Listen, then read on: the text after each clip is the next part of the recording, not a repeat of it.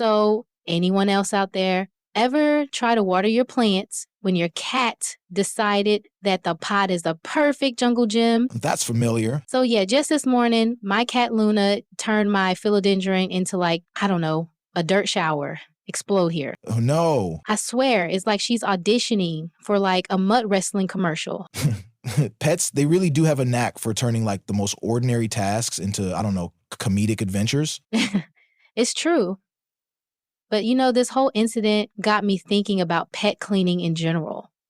It's so much more than just, wiping muddy paws, right? Oh, for sure. So today we are diving deep, deep, deep into how to keep our furry friends, sparkling clean, quote unquote. Yes. And we've got this fun online guide, kind of like a blog post, tips and tricks kind of thing. Okay. And this really detailed pet grooming handbook. Nice. And we're going to unlock all the secrets, hopefully, to a fresh smelling, happy pet. The goal. And you might be surprised to learn that like regular grooming, it isn't just about aesthetics. It really does have like a ton of health benefits for your pet. Okay. And it can even like strengthen the bond that you share. Yeah. It's like a spa day for both of you. Totally. So this online guide, it kind of dives right into the why behind grooming. Okay. And it turns out it's not just about, making our furry friends look all Instagram ready for their close-up. Keeping them clean, like really clean, is super crucial for their health and hygiene. Absolutely. It's like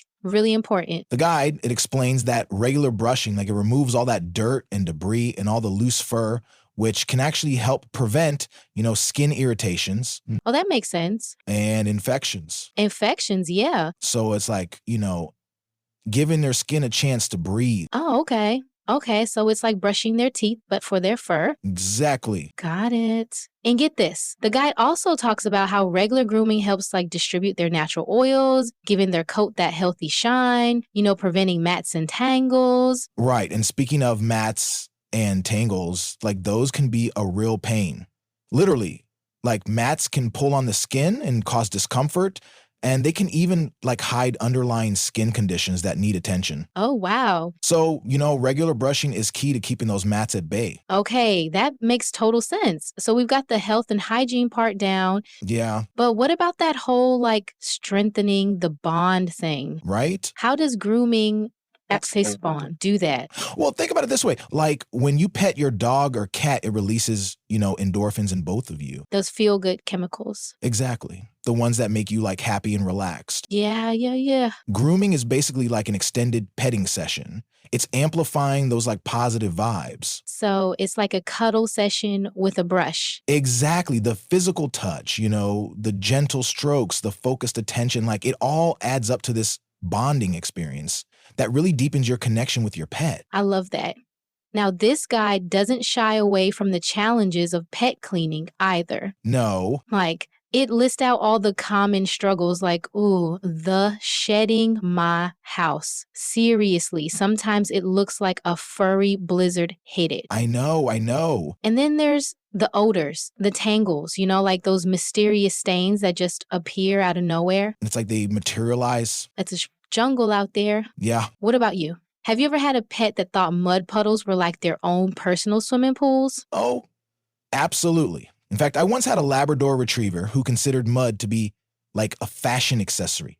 He would come back from walks looking like a, chocolate-covered, four-legged swamp monster. Oh my gosh. It was quite a sight to behold. I can only imagine. Yeah, so this guide, it really lays out all these common pet cleaning challenges. And it's like rating my diary. We've got the shedding the odors, the tangles that could like rival Rapunzel's hair. Oh, yeah. And of course, those, occasional oops moment on the rug. Yeah. Yes, it even mentions those pesky fleas and ticks that can turn our furry friends into, like walking buffets. Right. And those little critters, they can be more than just a nuisance. They can carry diseases. Right. That can affect both pets and humans. Oh, wow. So protecting your pet from fleas and ticks is really essential for like everyone's health. That's a really good point. It's not just about keeping them clean and cuddly. It's about keeping them healthy and safe too. Exactly. So how do we tackle all these challenges? Like, what does this guide recommend? Well, both the guide and the handbook, they agree that regular brushing and bathing, those are like the cornerstones of good pet hygiene. Okay. Brushing helps remove loose fur, dirt and debris, and then bathing helps remove that excess oil, dirt, and those, lingering odors. Makes sense. So it's like a 1-2 punch of cleanliness. Brushing for maintenance, bathing for like the deep clean. Exactly. Now, the handbook goes a little bit deeper into the types of brushes and shampoos that are best for different pets, which I think is really, really helpful. Yeah, for sure. For example, if you have a dog with a long, thick coat, you're going to need a different type of brush than if you have like a short-haired cat. Right. It's all about finding the right tools for the job. So what about those pesky fleas and ticks? Any advice on how to keep those little vampires away? The handbook actually recommends using natural repellents as a safer and gentler alternative to those hard chemicals. Right, yeah. These repellents, they often contain essential oils that naturally deter fleas and ticks. Interesting. And they're less likely to, irritate your pet's skin. So it's like giving them an aromatherapy spa treatment that doubles as like a bug shield. Exactly. That's pretty cool. Yeah. But what about those pets who like absolutely hate bath time? Oh yeah, I've seen dogs turn into like Olympic contortion is trying to escape the tub. Oh, I know exactly what you mean. It's like trying to bathe a greased piglet sometimes. Seriously. But don't worry, the online guide has some great tips on how to make bath time less stressful. Okay. Good for both you and your pet. Yeah. Okay. Spill the beans. What's the secret? Well, it all starts with creating a positive association with bath time. Okay, so instead of like chasing them around the house with a shampoo bottle, try introducing them to the bathroom gradually. Okay. Let them sniff the tub, maybe even throw some toys in there to make it seem like fun. Okay, so it's all about making it less scary and more like playtime. Exactly. And you can use positive reinforcement too. Lots of praise, treats, and maybe even like a special bath toy. Oh, okay. That they only get during bath time. So it's like bribing them with love and snacks. I think of it more as creating a positive experience. Okay. But yeah, treats and praise go a long way. I can definitely get behind that. Yeah. All right. So we've got the basics down. Regular brushing, bathing with the right shampoo, and using those natural repellents to keep those pesky bugs away. Right, but what about all those loose hairs that just seem to like magically multiply overnight? My vacuum cleaner is starting to look like a furry monster. Ah, yes, the never-ending battle against shedding. Oh, tell me about it. The guide actually recommends investing in a good de-shedding tool. These tools are designed to remove like loose undercoat fur, which is the main culprit behind those tumbleweeds of hair you find floating around your house. So it's like a magic wand for banishing pet hair. Yeah, they're pretty close. Lay me up. And by removing that loose undercoat, you're not only keeping your house cleaner, but you're also helping to prevent mats and tangles. Right. Which can lead to skin problems down the line. Okay, that's a win. So we've covered a lot of ground here, the importance of regular grooming, the challenges we face, and some basic solutions to keep our furry friends clean and healthy. Yeah. And I think it's important to remember that every pet is different. So finding the right grooming routine is like key. It's like solving a puzzle. You need to consider their breed, their coat type, any sensitivities they might have, and even their personality. Right. It's about customizing their spot A to their own unique needs. Exactly. Now, you mentioned something earlier about like different types of brushes. Can you tell us a bit more about that? Absolutely. There are actually a surprising number of different brushes out there. Wow. Each designed for a specific purpose. Oh, wow. For example, there are slicker brushes, which are great for removing loose hair and tangles from long-haired breeds. Like a detangling brush for dogs. Exactly. And then there are bristle brushes, which are good for short-haired breeds and for distributing natural oils throughout the coat. Okay, so we've got slicker brushes for detangling and bristle brushes for shining. Right. And what other kinds of brushes are there? Well, there are also pin brushes, which are good for removing mats and tangles from like medium-haired breeds. Okay. And then there are rubber curry combs, which are great for massaging the skin and removing loose hair from short-haired breeds. Wow. It's like a whole arsenal of brushes. I never knew there were so many options. There are. And the right brush can make all the difference in your pet's grooming routine. Right. It's about finding the one that works best for their coat type and their individual needs. Makes sense. So I've talked about brushes, shampoos, natural repellents, and de-shedding tools. Anything else we should add to our like pet grooming toolkit? Well, the handbook also mentions the importance of nail trimming. Oh, right. Nail trimming. That's one of those tasks that always seems to be more stressful for me than it is for my pet. I understand. It can be a bit intimidating, especially if your pet has like dark nails. Yeah, yeah. But it's an important part of their overall like health and well-being. Right. Long nails can snag on things, causing pain and even injury. Yeah, and they can also affect their gait, putting extra stress on their joints. Oh, wow. Okay, so it's important to keep those nails trimmed. It is. And the good news is there are lots of resources available to help you learn how to trim your pet's nails safely and effectively. That's good to know. So, where can people go to find those resources? Well, the handbook actually has a whole section on nail trimming Okay, with like step-by-step instructions and illustrations. awesome. So, no more excuses for neglecting those furry toes. But speaking of toes, what about those little pockets of, I don't know, stink Oh, yeah. that sometimes accumulate between their paw pads? You know what I'm talking about, right? Oh, I absolutely do. Sometimes those little paws can pack a powerful punch of odor. They really can. It's like a concentrated dose of like doggy funk. Any tips on how to tackle that problem? The online guide actually recommends keeping a spray bottle of diluted apple cider vinegar handy. Apple cider vinegar? Really? Yep. It's a natural deodorizer Okay. and it has antibacterial properties. Just mix a little bit with water and spray it on their paws after walks or whenever those, funky odors start to emerge. So it's like a DIY paw deodorizer? Pretty much. That's pretty clever. And it's probably a lot safer than using, harsh chemicals, especially if they lick their paws. Exactly. It's a natural and gentle way to keep those paws smelling fresh. Okay, so we've covered a lot of ground here: brushes, shampoos, repellents, de-shedding tools, nail trimming, and even paw deodorizers. We have. It's like we've assembled the ultimate pet grooming arsenal. We have. And I think we've also uncovered some of the hidden benefits of regular grooming. From promoting health and hygiene to strengthening the bond you share with your furry friend. Absolutely. It's more than just about keeping them clean. It's about showing them love and care. Exactly. And it's about creating those like special moments of connection that make pet ownership so rewarding. Well said. So we've talked a lot about the how of pet grooming. Yeah. But before we dive into any more, tips and tricks, I think it's important to address the why. Like, why should we even bother with all this grooming stuff? That's a great question. And I think the answer goes beyond just keeping our pets, clean and smelling good. Okay, I'm intrigued. Tell me more. Well, think about it this way. Grooming is a way of showing our pets that we care about them. Okay. It's a way of communicating our love and affection in a way that they understand. So it's like a love language for pets. Exactly. And it's a language that speaks volumes. When we take the time to groom our pets, we're telling them that we value their comfort, their health, and their well-being. Oh, that makes a lot of sense. It's like saying, I love you enough to spend time with you, even if it means getting covered in fur and slobber. Exactly. And those moments of Gynus Adel, of connection, even the messy ones, can be incredibly rewarding. They really can. I remember once when I was bathing my dog, Max. He shook himself off right as I was leaning over the tub.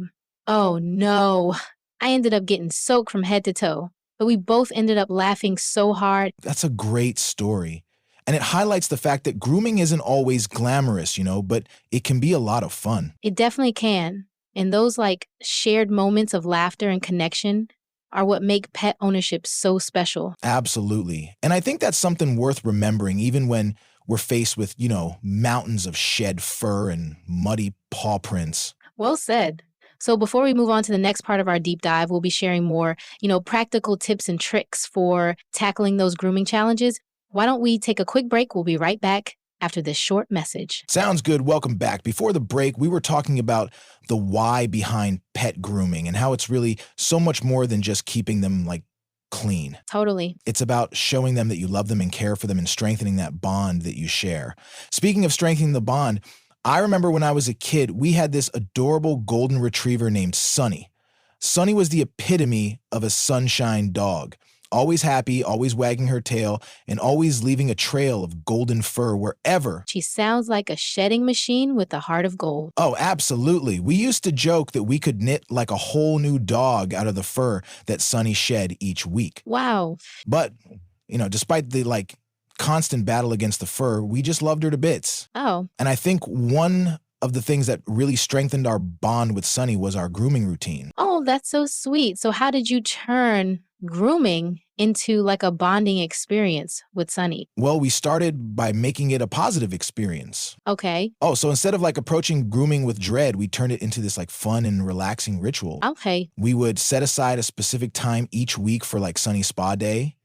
And we would make sure she was like comfortable and relaxed before we even started. And so you created a sense of anticipation, like she knew that something special was about to happen. Exactly. And we would use like lots of praise, treats, and gentle strokes to reinforce like that positive association with grooming. Right. Yeah. We even had a special song that we would sing to her while we dipped her fur. It was pretty silly, but Sunny seemed to love it. Oh my gosh, that's adorable. It sounds like you really turned grooming into a fun and loving experience for both of you. We did, and it made all the difference in the world. Yeah. Sunny went from being like a bit apprehensive about grooming to actually looking forward to it. You know, it became this special time that we like shared together, a time for bonding and like relaxation. That's a beautiful story. It really highlights, I think, the power of, positive reinforcement and the importance of making grooming a positive experience for our pets. It's not just about the task itself. It's about, the connection that we create. Absolutely. And speaking of connection, the online guide actually delves into the science behind why grooming strengthens the bond between like humans and animals. Oh, really? I'm all ears. Yeah. So it turns out that when we groom our pets, it triggers the release of endorphins in both us and our furry companions. Endorphins, those are those feel good chemicals that have like mood boosting and pain relieving effects. They're also known to like promote a sense of calm and well being. So it's like a natural high for both of us. It is. That's pretty cool. And it explains why grooming can be like such a relaxing and bonding experience. It's like a shared spa day where we both get a dose of those feel-good chemicals. Yeah, that makes a lot of sense. It's like a win-win for both of us. We get to pamper our pets and boost our own mood at the same time. Totally. And it's like a secret weapon for happiness. Huh, I like the way you think. And it's not just about, the endorphins either. Grooming also involves a lot of physical touch, which is another important factor in like bonding. Right. We already talked about how petting releases endorphins, so it makes sense that grooming would have a similar effect. It's like an extended petting session with the added bonus of keeping them clean and healthy. Exactly. And the physical touch of grooming goes beyond just petting. It involves brushing, combing, massaging, and even nail trimming. Yeah. All of these actions stimulate like nerve endings in the skin, which sends signals to the brain that promote like relaxation and a sense of well-being. So it's like a full body massage for our pets. No wonder they love it so much. Well, some pets might enjoy it more than others, but the point is that like the physical touch involved in grooming can have a profound effect on their emotional state.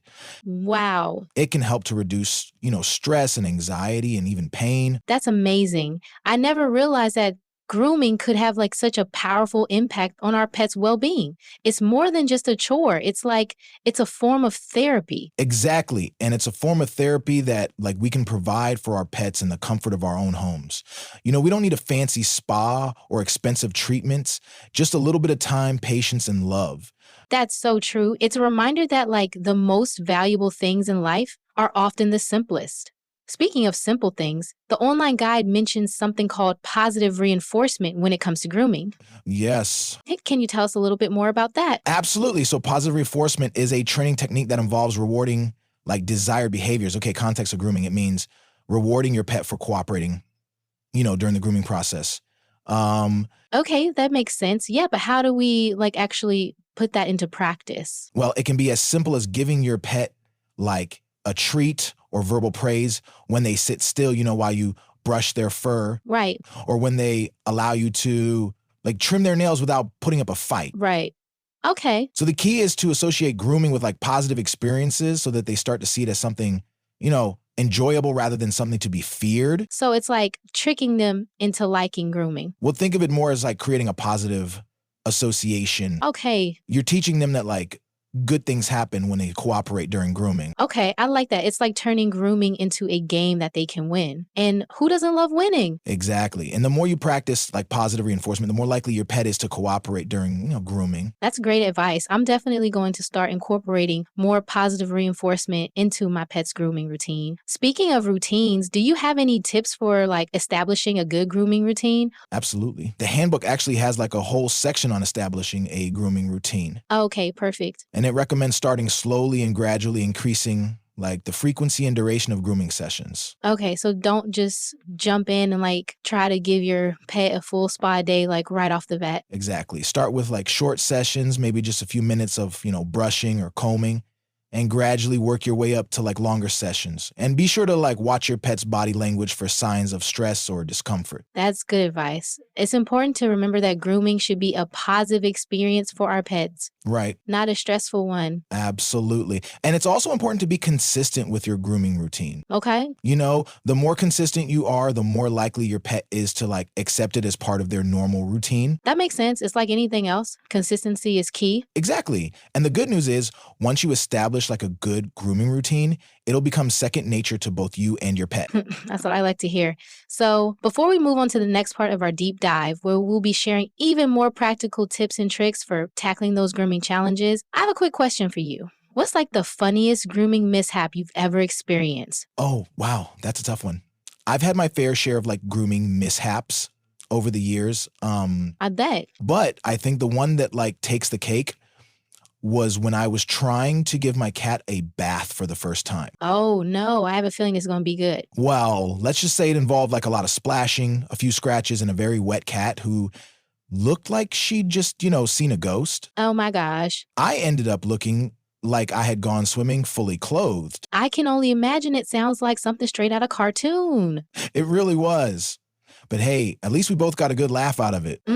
That's the spirit. Sometimes you just have to like embrace the chaos and find the humor in this situation.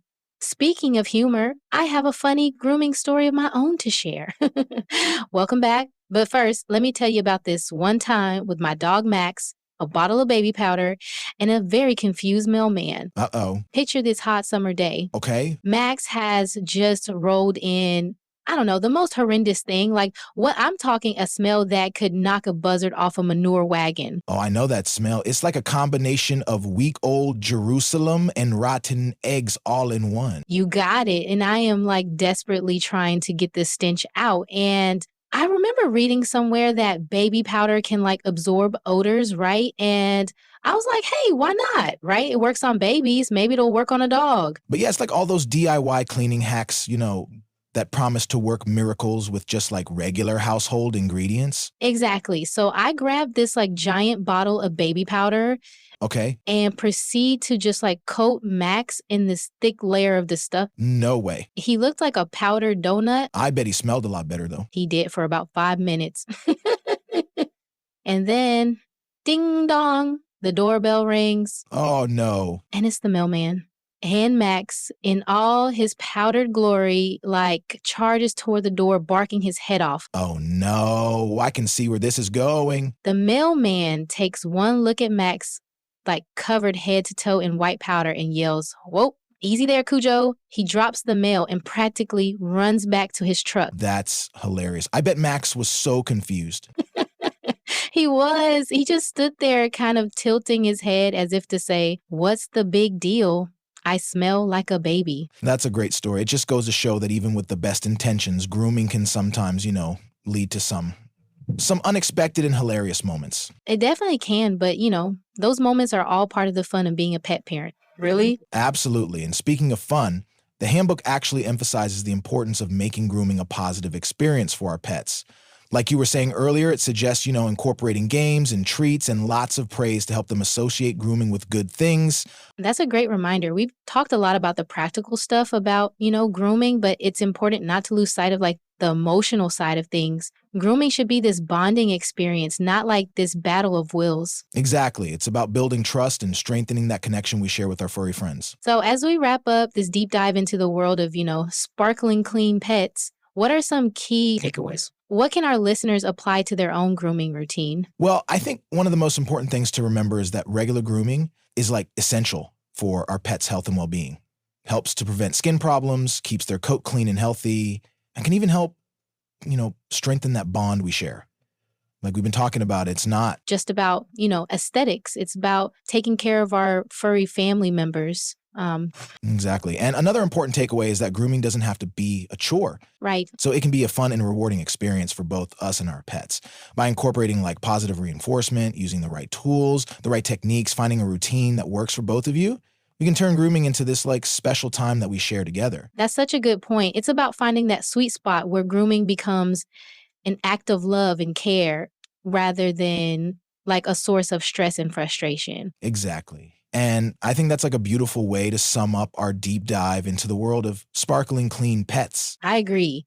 So, to all our listeners out there, remember to embrace those, messy moments, find the humor in all the chaos, and most importantly, just cherish those special grooming rituals that strengthen the bond that you share with your furry friends. And don't forget to share your own like grooming tips and tricks and hilarious mishaps with us.